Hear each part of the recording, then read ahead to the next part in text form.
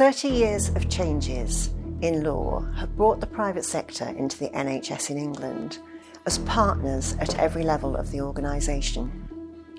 Our healthcare system has been reorganised for their benefit.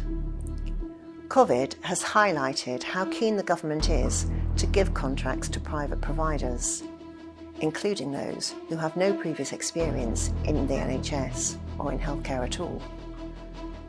What's not made so clear to the public is how much influence the US has had over the changes and how involved the private sector are in the decision-making process. Reshaping the NHS as we knew it goes beyond underfunding and outsourcing. When the NHS was created, it was publicly owned and provided. It looked after the health of everyone.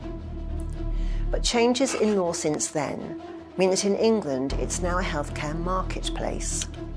It has over 500 providers from the public, private and voluntary sectors.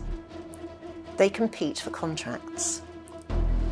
NHS commissioning services, who buy the provider's services, can put contracts for anything out to tender. NHS foundation trusts can also outsource their work to private providers, create private business with the private sector, and increase their own income from private sources, including private patients, up to a ceiling of nearly half of their total income. And it's gradually reducing what it offers to the public. The list of what the private sector does in the NHS is extensive. It includes writing legislation which reshapes the NHS and its budgets to suit commercial interests, property, renting, financing, maintenance, hospitality and cleaning, clinical services, IT, legal and accountancy services. NHS bodies increasingly operate like their private counterparts. They compete against each other and the private sector for contracts. Their subsidiary companies are increasingly aiming to take a slice of the global healthcare marketplace, worth $8.452 trillion in 2018 and expected to reach almost $12 trillion by 2022. The companies vying for a slice of the NHS budget could be the ones you might expect, like NHS foundation trusts, which are now public benefit corporations, which can set up their own private subsidiary companies.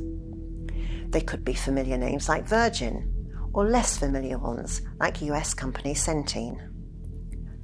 They compete for the contracts on offer from clinical commissioning groups, who buy their services. These buyers are supported in their decision-making by more private companies, such as Optum, the UK arm of US insurance giant United Healthcare. They all have to operate under the NHS logo, which is overseen by a marketing division of the NHS called NHS Identity.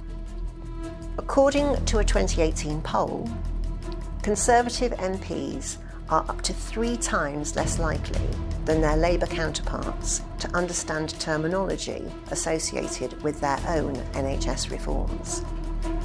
Across all political parties, only 55% of MPs believe that they are well informed enough to properly scrutinise issues relating to health and the NHS, and many were bamboozled by the jargon.